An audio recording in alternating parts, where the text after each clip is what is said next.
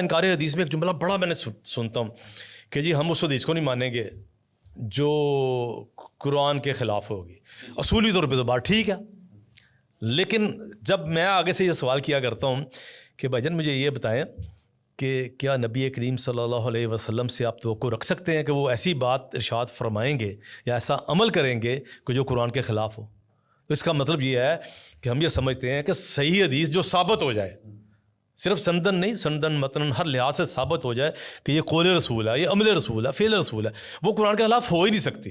اس میں دیکھیں شیخ صاحب، یہ بھی ایک بڑی غور طلب بات ہے کہ یہ کیسے ممکن ہے کہ ویلیو یا لا کی ایکسپلینیشن اس کے خلاف ہو. یہ عجیب بے تکی سی بات نہیں ہوگی. مثلا ہم بایولوجی یا کوئی بھی سبجیکٹ پڑھتے ہیں جن میں کچھ لاز ہوتے ہیں، ویلیوز ہوتی ہیں. اب ہم کہیں کہ جی ویلیو کی ایکسپلینیشن اس کے خلاف ہے. ایکسپلینیشن تو اس کی وضاحت ہے، وہ کیسے اس کے خلاف ہوگی؟ بچگانا بات ہے، بچگانا بات ہے نا. قرآن یہ لا کی کتاب ہے، لاز کا مجموعہ ہے. بالکل ایسے ہی ہے. ان لاز کی جو ایکسپلینیشن ہے وہ احادیث مبارکہ ہے. اس کے لیے یہ بات کرنا کہ جی یہ اس کے خلاف ہے، ارے بھائی وہ تو اس کی ایکسپلینیشن ہے، وہ اس کے خلاف کیسے جا سکتی ہے؟ سوال ہی نہیں پیدا ہو سکتا. مطلب اس درجے ایسے آدمی کا جو فہم ہے، اس کی جو ایک مینٹل اپروچ ہے، وہ اس درجے ویک ہے کہ وہ اتنی سی بات نہیں سمجھ سکتا اور وہ اپنے آپ کو پڑھا لکھا بولتا ہے. پڑھا لکھا تو بولتا ہے، لیکن یہ ہے کہ یہ جو بولنے والے ہیں، جو گفتگو کرنے والے ہیں، یہ جانتے بوجھتے اس طرح کے جملے بولتے ہیں. جذباتی ایک اور جذباتی جملہ بولا جاتا ہے جی کہ جی ہم اس حدیث کو نہیں مانیں گے جو انبیاء کی عصمت و طہارت کے خلاف ہوگی، ان کی عزت کے خلاف ہوگی، جو رسول کی گستاخی کر رہی ہوگی، جو صحابہ کی گستاخی کر رہی ہوگی، اس حدیث کو نہیں مانیں گے. اللہ کے بندے، عام بندہ جو کہتا ہے واقعی یار یہ تو بڑی عجیب سی بات ہے کہ ایسی حدیث کس طرح مانی جائے گی. اور پھر کچھ ایسی احادیث جو صحیح احادیث ہے ان کو اپنی مرضی کا رنگ دے کے، مرضی کا معنی اور مفہوم دے کے پھر اس کو ثابت کیا جاتا ہے کہ یہ اللہ کے رسول کی عزت کے خلاف ہے، اللہ کے رسول کی اس میں عزت میں کمی پیش آتی ہے.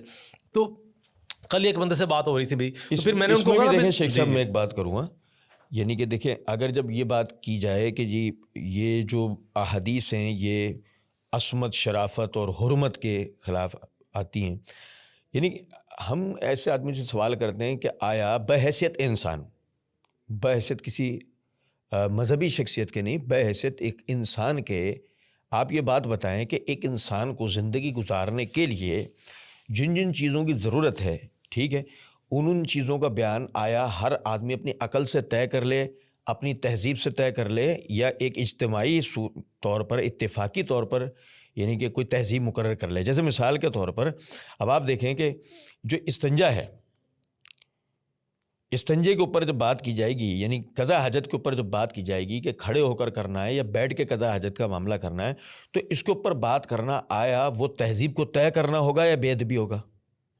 یا جیسے مثال کے طور پر یہ بات کی جائے کہ جو عورت کا لباس کیسا ہو، تو اس لباس کے اوپر بات کرنا، اس لباس کو طے کرنا کہ بھئی وہ لباس ایسا ہونا چاہیے، آیا یہ تہذیب کی اصولیات کو مقرر کرنے کی بات ہے، ایک تہذیب بنانے کی بات ہے، ٹھیک ہے نا؟